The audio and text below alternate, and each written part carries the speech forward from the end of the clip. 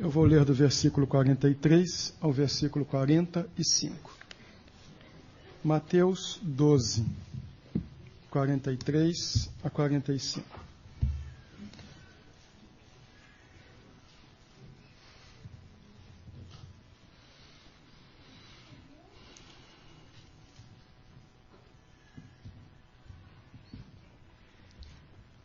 Quando um espírito imundo sai de um homem, passa por lugares áridos procurando descanso. Como não o encontra, diz: voltarei para a casa de onde saí. Chegando, encontra a casa desocupada, varrida e em ordem.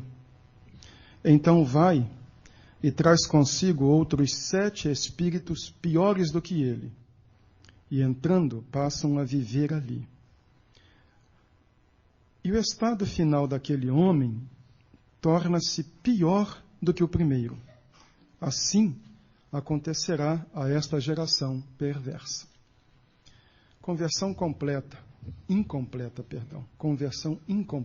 um desastre. Queiram sentar, por gentileza.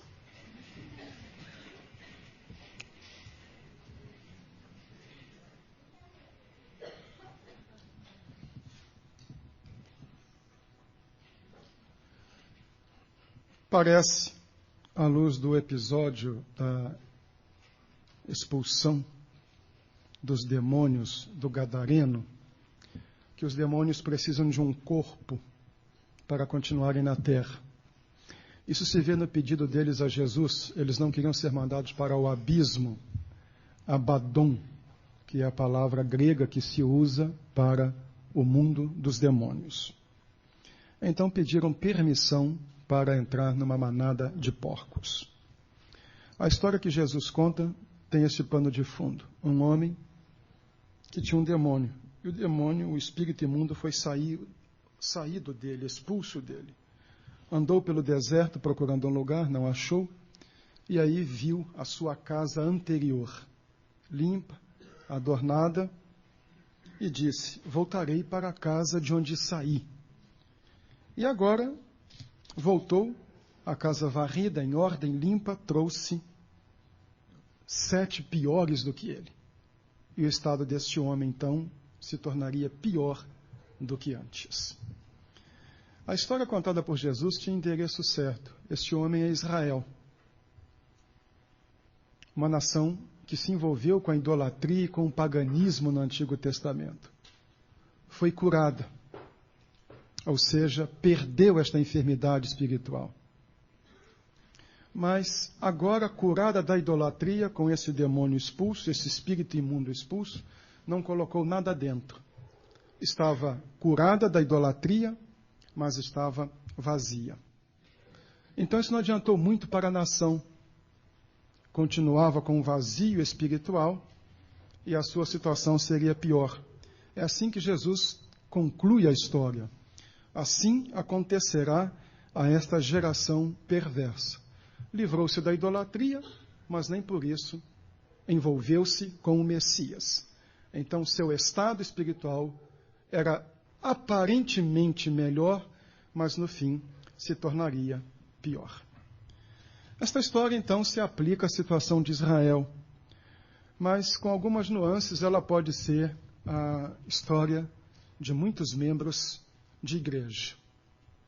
Pessoas que ou estavam envolvidas com idolatria, com feitiçaria, com uma série de vícios, e através de uma iluminação, ou total ou parcial, não sei nem como explicar isto, às vezes por desejo, por força de vontade, conseguiram se livrar disto. Então deixaram a idolatria, a feitiçaria, deixaram drogas, deixaram uma série de atitudes equivocadas, mas a obra não foi completa. Elas ficaram limpas. Quando se olha para o que elas são hoje, para o que foram no passado, é possível dizer: puxa, como esta pessoa mudou. E alguns até pensam como o Evangelho fez diferença na vida desta pessoa. Só que varreu a casa, limpou, enfeitou, mas a casa não foi ocupada. E aí corre este risco. Vai e traz consigo outros 7 espíritos piores do que ele, e entrando passam a viver ali. Membros de igreja que às vezes estão na igreja, mas como eu disse em outra mensagem, às vezes são como um quisto. O quisto está no corpo, ou cisto, como os médicos preferirem. Está no corpo, mas não é do corpo, é uma excrescência. Está lá, nutre-se inclusive do corpo, mas se for tirado não faz nenhuma diferença. Muitas vezes encontramos pessoas que até desafiam o nosso esquema teológico, mas esteve na igreja há tanto tempo e agora voltou para aquela situação. Ela pode ter estado na igreja por muito tempo, mas talvez não se possa dizer que Cristo esteve na vida desta pessoa. Envolveu-se com um determinado tipo de ensino religioso, assimilou certos conceitos, mas aquilo não fez diferença nenhuma, radical, na vida dela. Isso é o que se chama de conversão incompleta. Parece convertido, dá a impressão de convertido, mas não se chegou a ponto nenhum. A casa está tão limpa, enfeitada e adornada como a de um convertido, só que não tem ninguém lá dentro. A casa está vazia. Quais são os perigos de uma atitude desta? Quais são os perigos de uma conversão incompleta? Por que eu disse que conversão incompleta é um desastre? Por que não dizer que uma conversão incompleta é melhor do que uma completa? Isso apenas para efeitos de argumentação, sabemos que conversão ou é ou não é. Não existe meia conversão. Como não existe meio morto e meio vivo. Ou se está morto ou se está vivo. Mas entenda-se o que quero dizer por conversão incompleta. Tem aparência, mas não é convertido. Quais são os perigos disto? Posso apontar alguns. Primeiro, grave perigo. Dá a falsa sensação de que as coisas estão bem. Vem aquela sensação de que a pessoa está numa vida correta, de que acertou a vida com Deus, mas não acertou. Como no caso dos judeus, livraram-se da idolatria, nunca mais. São tão avessos à idolatria que ainda hoje os seus escritos não são guardados na sinagoga, porque o escrito é uma reprodução, e uma reprodução gráfica poderia ser tida como idolatria.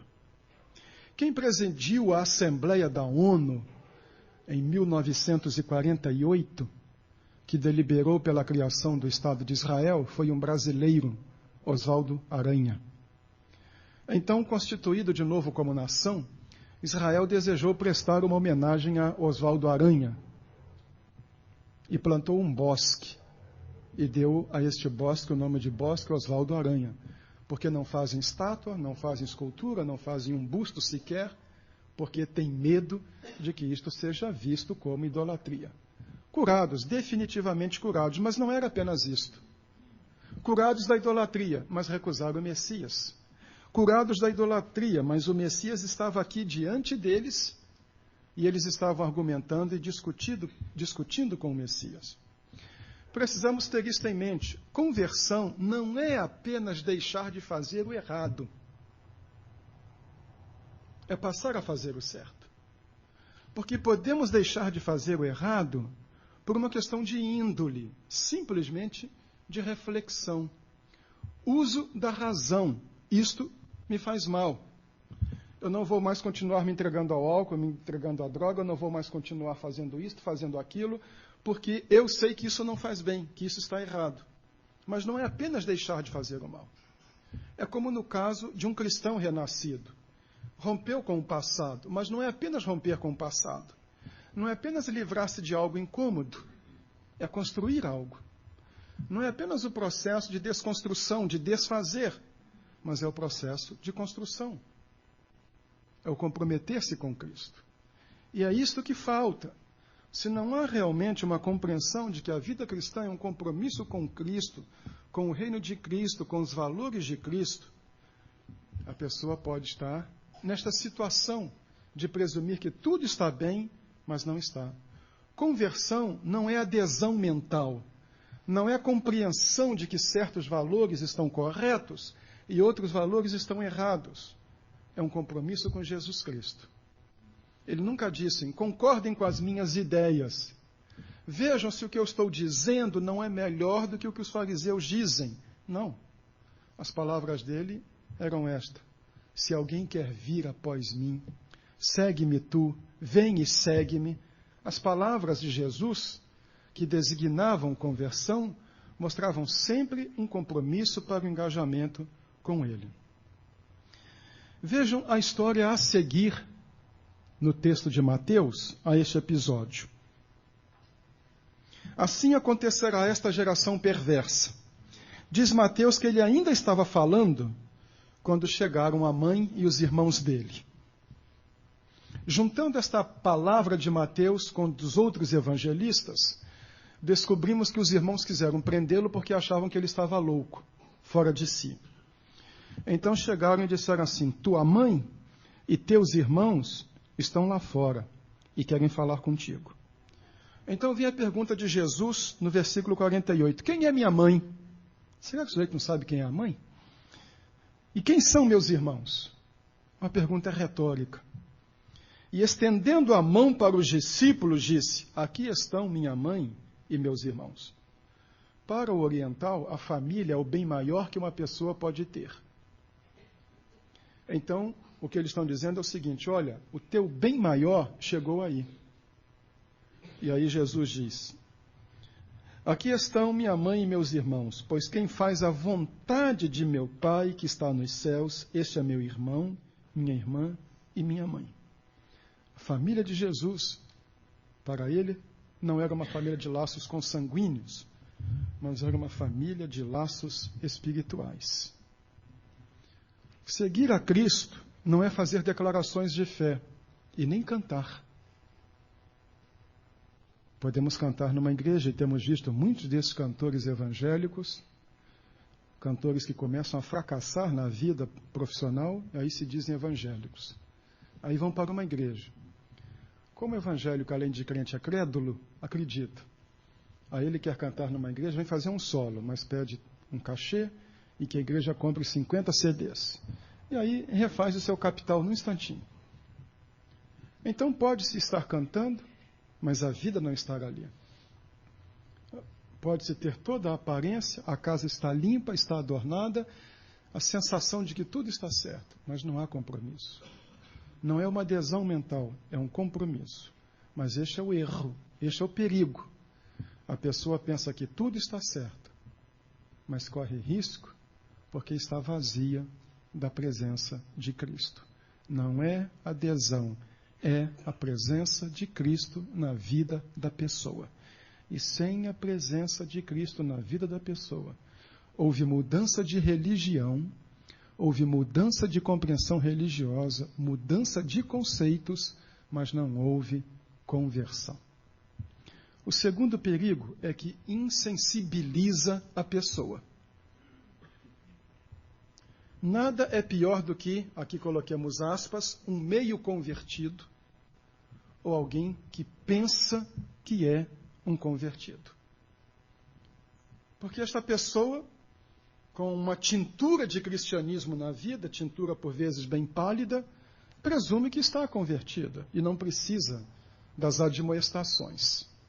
Estas coisas são boas para outro. Já vi muito disto. Aqueles tempos que eu era filipeta, aquela notinha de R$1 em tudo quanto era acampamento, um cruzeiro, em acampamentos de jovens, eu via disto. Uma vez perguntei a um jovem: você não vai entrar para o culto? Não, tudo que está dizendo aí dentro eu já sei, eu já conheço. Quer dizer, eu não preciso disso, isso aí é para os outros. É tão fácil, né? Isso é para os outros, isso não é para mim. Eu já sei bastante, eu já sei tudo. Ninguém sabe bastante. Simão, o mago, é um tipo de pessoa assim. Conhece a história de Simão, o mago. Ele fazia alguns sinais e dizia que ele era uma grande personagem. E se chamava a si mesmo de o poder de Deus. Aliás, ele talvez tivesse bastante espaço no cenário evangélico de hoje, do jeito que alguns se dão títulos pomposos. Então ele se via como o grande poder de Deus. E ficou encantado com os sinais que o apóstolo fazia, com os milagres que o apóstolo fazia, e viu que quando o apóstolo impunha a mão, orava a pessoa, recebia o Espírito Santo e disse: puxa vida, com isso aí Eu vou para as paradas, eu vou para a cabeça. Ele disse assim, quanto você quer para me dar este dom, para as pessoas sobre quem eu impuser a mão, também receba isto.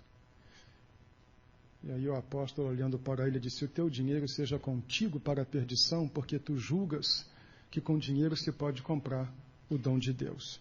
E aí disse, tu estás em fel, em amargura, vai, pede perdão a Deus, e Deus talvez te perdoará.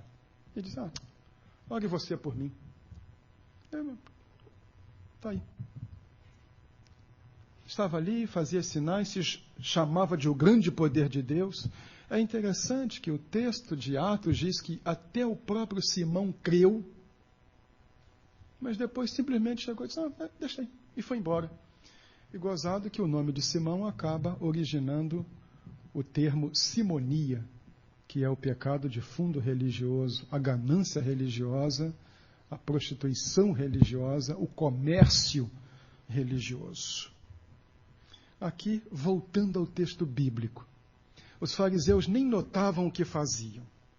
Tinham religião, mas usavam religião contra o Filho de Deus. Tinham um conjunto de valores, mas usavam os seus valores contra Cristo. Sabiam que ele era o Messias, mas isso não causou nenhum impacto na vida deles. Já viram gente que usa a Bíblia para defender o seu erro? Já viram as pessoas que usam religião contra Deus? Eu tenho uma religião, eu não preciso disto. Esse é o perigo. A pessoa sabe, mas acaba se tornando insensível à correção e à voz de Deus. Uma das coisas mais incômodas na questão do Evangelho é que a excessiva familiaridade pode nos levar a desvalorizar aquilo. Visitei uma irmã com a minha esposa nesta semana e lá vi uma foto dela e a filha lá no Cristo Redentor. Foram ao Rio e foram ao Cristo Redentor. Eu fiquei pensando, eu nasci no Rio, me criei no Rio, nunca fui ao Cristo Redentor. Está lá, eu vejo todo dia. Um dia eu vou lá. Não faz diferença ter ido ou não ido. Mas aquilo está ali. Todo dia vê aquilo. Então a pessoa não acha tão relevante. Vem alguém de fora, aí vê e se sente interessado. Eu me lembro quando eu era carioca e li que ali o viaduto do Chá, o MAP, o Teatro Municipal, era o lugar de maior movimento do mundo. Que ali passavam diariamente 1 milhão de pessoas por dia. Não sei quem contou e não sei como deu para contar. Mas veio lá o registro. Então, a primeira vez que eu fui, eu fiquei ali olhando. Fiquei impressionado. Aquilo era um formigueiro. Me lembro daquele mapping, os paulistanos, antes do mapping ter falido. Impressionante, o mapping ficava aberto até meia-noite. Quando chegava aquela época de Natal, tinha fila para poder entrar no mapping. Não era uma loja, era um edifício de não sei quantos andares. Do lado de fora, uma fila para conseguir entrar no mapping. E eu ficava olhando assim, gente. E uma vez levei um colega, que é pastor hoje lá no estado do Rio, era pastor em Portugal, ele virou e disse assim, esse povo não dorme? Mas o povo dali passava e não estava nem vendo. Bem, sabe que pode acontecer isso conosco? Isso é tão bonito. Olha, é mesmo. Às vezes a pessoa é criada na igreja, o filho de crente é criado na igreja. Ele escuta estas coisas todo domingo. Isso não entra no coração dele. A pessoa de fora vem e descobre que maravilha, que coisa fantástica. E agarra aquilo com unhas e dentes. Por quê? Quando nós convivemos muito com algo sem nos comprometer, convivemos sem envolvimento, só essa convivência superficial, que não é lá de dentro da alma, corremos o risco da insensibilidade. Para os fariseus, a sua religião era uma cultura religiosa, não um veículo para a aproximação de Deus. Não um veículo para a convivência com Deus. Meu irmão, não permita que a sua fé e a sua membresia a uma igreja seja apenas uma cultura. Está acostumado a vir à igreja. Se faltar muito tempo, alguém vai dizer, puxa, você sumiu. Ou de vez em quando a gente está para baixo, aí precisa ouvir uma coisa boa para levantar, como se fosse um horóscopo evangélico. Então deixa eu ler uma boa notícia. A pessoa está lá, mas nunca se envolve com aquilo. Como no domingo passado, no meu desabafo, eu falei de membro de igreja tipo pato, que mergulha, entra seco na água, e quando sai, sai sequinho. Mergulha e quando sai lá na frente, sai seco. Absolutamente impermeável. A igreja pode estar envolvida na maior campanha. Ela segue na sua toada. Parece time pequeno, está perdendo de 8-0, continua na retranca. Em vez de dizer, perdido por 8, vamos aguentar aqui para não passar mais vexame. Não importa o que esteja acontecendo, a pessoa nunca põe o coração. Ela acaba se tornando insensibilizada. E essa é também uma pergunta que eu quero fazer. A sua fé, o seu envolvimento com Cristo, o fato de ser membro de uma igreja, é uma cultura, é uma capa, algo externo, ou é algo existencial que brota lá de dentro, que envolve e que apaixona? Bem, eu mostrei 2 perigos. Uma falsa sensação de que as coisas estão certas, o perigo da insensibilidade, e o terceiro, a formação de conceitos errados. Eles estavam diante de Jesus, o Filho de Deus. Eles estavam vendo o que milhões de pessoas, antes deles e depois deles, gostariam de ter visto. Às vezes, quando eu leio essas histórias de ficção científica, de voltar no tempo, de máquina do tempo, fico pensando, já pensou que coisa fantástica se pudesse entrar numa máquina do tempo, voltar lá e assistir o Sermão da Montanha? Se pudesse entrar numa máquina do tempo e ver a crucificação ou ver a ressurreição, que coisa fantástica. Se pudéssemos entrar numa máquina do tempo e ver a conversão de Saulo, mas se pudéssemos voltar e ver Jesus Cristo em carne e osso visível, eles tiveram essa possibilidade. Mas vejam só o que eles estavam dizendo. Olhem só. Quando os fariseus ouviram isso, disseram, é somente por Belzebu, o príncipe dos demônios, que ele expulsa demônios. Está lá no versículo 24 do capítulo 12. Estavam diante de Jesus e atribuíam seu poder aos demônios. Conceitos errados. Pessoa que às vezes está na igreja e nunca aprende quem é Jesus. Se perguntar, quem é Jesus? É um curandeiro. Ou é um apóstolo do pensamento positivo. Ou uma senha para acessar as bênçãos de Deus. Uma maneira de ficar rico, de resolver os problemas. O que é a igreja? É um lugar onde eu vou para me sentir bem, onde eu vou para pôr minhas emoções para fora. O que é a vida cristã? É ser cuidado por Deus, e Deus vai resolver meus problemas, e Deus vai me abençoar, e Deus vai me tirar dessa pindaíba, e vai me tornar rico, a minha vida vai melhorar. Para alguns, vida cristã é isso. A pessoa não pensa em engajamento. Não pensa que Deus a está chamando para envolver-se com um projeto para transformar o mundo. Que Deus está confiando a esta pessoa a responsabilidade por viver o seu evangelho e de levar esse evangelho para beneficiar a vida dos outros. A vida cristã não é ficar com a mão estendida pedindo bênção. A vida cristã é aquela que pergunta, Senhor, o que queres que eu faça? É aquela em que a pessoa vê que a sua vida tem utilidade, que ela pode ser útil nas mãos de Deus.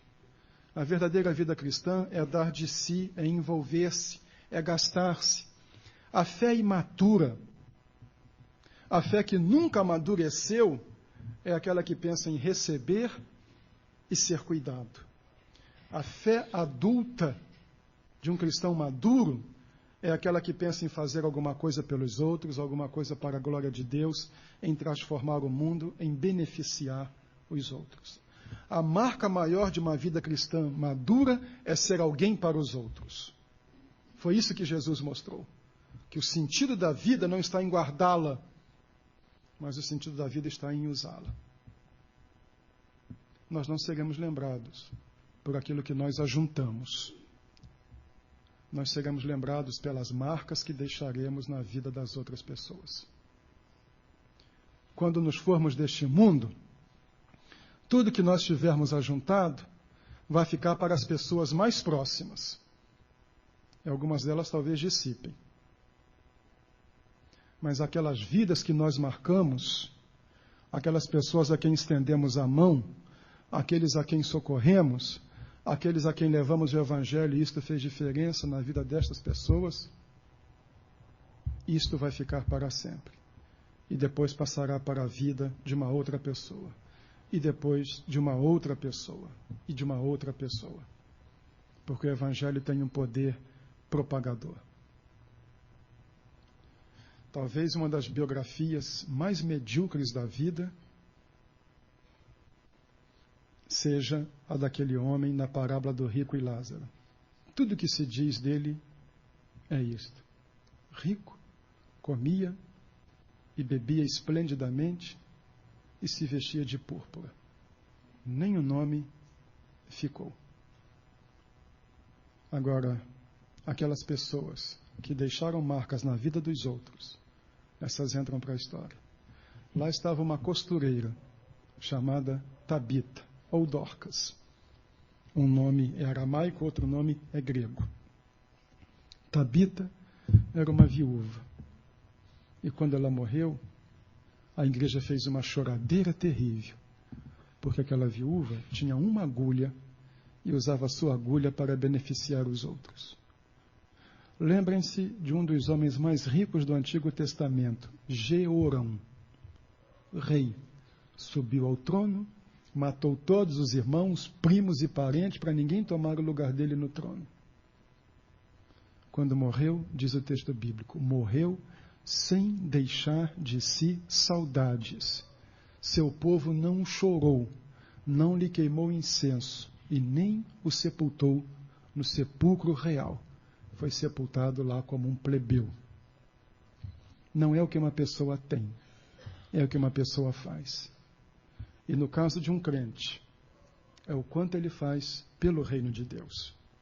Valores errados, a pessoa tem uma conversão que não tocou na estrutura, ela tem uma aparente conversão. Mudou o vocabulário, mudou algumas coisas, mas o interior não foi mudado. E conversão é fundamentalmente uma mudança radical de vida. Vamos ao final. A conversão incompleta, sabendo já nós que não existe isto, mas é apenas para mostrar à pessoa que não se envolveu definitivamente com o reino, esta conversão incompleta é um desastre. É um desastre para a pessoa que não entende bem. Lembram do homem que Jesus curou? Ele era cego. E aí Jesus disse, como vês? Eu disse, agora eu estou vendo. Eu estou vendo os homens como árvores que andam. Entre um homem e uma árvore vai uma diferença muito grande. A pessoa que é cega e vem com uma bengala, a gente já sabe e vai ajudar. Mas aquele míope que não sabe a diferença entre um homem e uma árvore, corre o risco de cair num buraco ou ser atropelado por um carro. Aparentemente havia mudado, mas nada havia sido substancialmente alterado de forma a melhorá-lo. Essas pseudos-conversões, ou meia-conversão, ou conversão preguiçosa, seja o que for, é um prejuízo para a pessoa. E é um prejuízo para o reino. Porque a pessoa, muitas vezes, se torna um peso na igreja. Não é queixa, não é reclamação, mas boa parte do trabalho pastoral é o trabalho de dar mamadeira para crente infantil. Correndo para cuidar de bebê, que nunca amadurece. E Paulo falou isso dos coríntios. Devíeis ser adultos, ainda sois bebês em Cristo. A conversão incompleta é este estágio de bebê. 30 anos de membro de igreja, bebê em Cristo. 40 anos de membro de igreja, bebê em Cristo. Mas a conversão verdadeira é aquela que arregaça as mangas, vai trabalhar, glorifica a Deus, põe o ombro debaixo do fardo e diz como Isaías, eis-me aqui, envia-me a mim. E esta é a minha pergunta nesta manhã. Como está você? Como é que está o seu interior? Você está com o exterior limpo, varrido, adornado? Muito bem, mas o interior está ocupado pelo Espírito Santo de Deus? Se não está, você corre perigo. Eu estou sempre acostumado a ter um hino depois da mensagem, e nós não temos o hino depois da mensagem. Para não deixar ninguém de sobreaviso,